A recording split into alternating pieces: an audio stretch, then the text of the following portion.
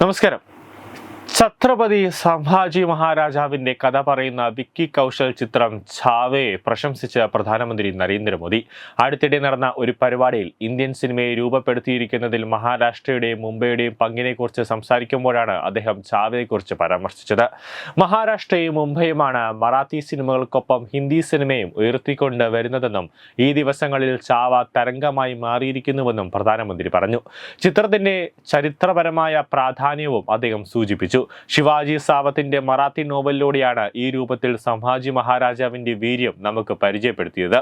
ഛത്രപതി സംഭാജി മഹാരാജാവിന്റെ ജീവിതത്തെ ആസ്പദമാക്കിയുള്ള ഛാവ ചരിത്ര സംഭവങ്ങളുടെയും സാംസ്കാരിക പ്രാധാന്യത്തിന്റെയും ചിത്രീകരണം കൂടിയാണെന്നും അദ്ദേഹം പറഞ്ഞു.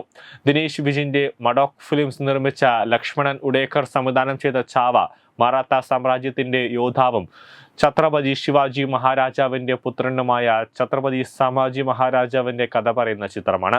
സിനിമയുടെ ബോക്സ് ഓഫീസ് കുതിപ്പ് ഇതിനോടകം തന്നെ 200 കോടി കടന്നു. ഛാവയിൽ ബോളിവുഡ് നടൻ വിക്കി കൗശലാണ് സംഭാജി മഹാരാജാവിനെ അവതരിപ്പിക്കുന്നത്. ലക്ഷ്മിക മന്ദാന, അക്ഷയ് ഖന്ന എന്നിവരും പ്രധാന വേഷങ്ങളിലെത്തുന്നു. ഛാവയുടെ ബോക്സ് ഓഫീസ് കളക്ഷൻ വിവരങ്ങൾ പുറത്തുവരികയാണ്. അതായത് പ്രമുഖ ട്രാക്കിംഗ് വെബ്സൈറ്റായ കൊയ്മോയുടെ റിപ്പോർട്ട് പ്രകാരം ഇതുവരെ 400 കോടിയിലധികം കളക്ഷനാണ് ഛാവ നേടിയിരിക്കുന്നത്. 9 ദിവസത്തെ കളക്ഷൻ വിവരമാണിത്. ഈ വർഷം റിലീസ് ചെയ്ത സിനിമകളിൽ ഏറ്റവും കൂടുതൽ കളക്ഷൻ നേടിയ ചിത്രം കൂടിയാണിത്. ആദ്യ ദിന ആഗോളതലത്തിൽ 50.5 കോടി ഗ്രോസ് ആയിരുന്നു ഛാവ നേടിയത്. ഒന്നാം ദിനത്തിൽ നിന്നും കൂടുതൽ കളക്ഷനാണ് 9ാം ദിനം ചിത്രം നേടിയത്. 59.3 കോടിയാണ് 9ാം ദിനം മാത്രം ചിത്രം നേടിയിരിക്കുന്നതെന്നാണ് കണക്ക്. അങ്ങനെ ആകെ മൊത്തം 405.49 കോടിയാണ് ഛാവ ഇതുവരെ നേടിയിരിക്കുന്നത്. ഇതോടെ അജയ് ദേവഗൺ ചിത്രം സിംഗം ഏഗൺ എന്ന ചിത്രത്തെ ഛാവ മറികടന്നു.